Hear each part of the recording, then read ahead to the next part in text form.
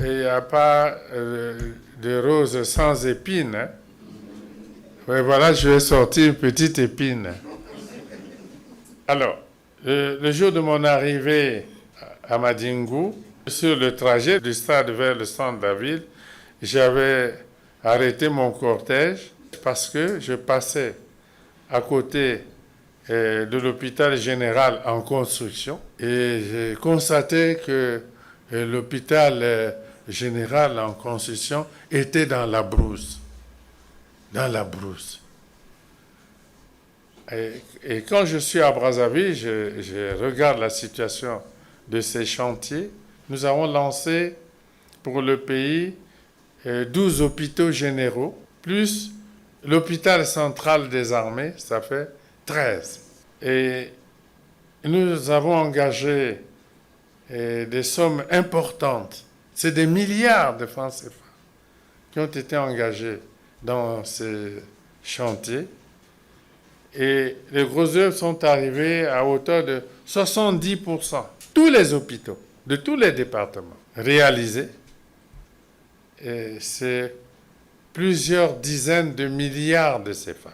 Et on n'a pas jeté comme ça plusieurs milliards de CFA. Ce n'est pas possible. On est arrivé dans une conjoncture difficile qui ne nous a pas permis de pousser ces travaux jusqu'à la fin.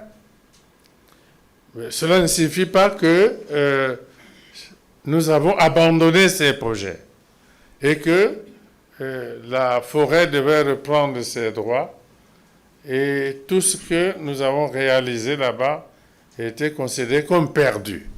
Non, il y a un plan du gouvernement, on ne peut pas les réaliser tous les 13 au même moment, mais on a décidé de les réaliser par groupe de 2. On a achevé 2 hôpitaux généraux, un à Brazzaville et à Pointe-Noire, qui sont en fonctionnement. Dans un deuxième temps, on a décidé d'en achever 2 autres, celui de Sibiti et celui de Ouesso. Je crois que d'ici la fin de cette année, ces 2 hôpitaux seront achevés et mis en fonctionnement. Et on a pratiquement déjà décidé d'en lancer 2 autres, celui de Kinkala et celui d'Infondo. Et c'est très difficile, mais nous allons les réaliser. Et après ces 2-là, qui dit pas que ce sera le tour de Madingu ou d'un autre? Alors à ce moment-là, on arrivera à Madingu, on trouvera une ruine. C'est inacceptable.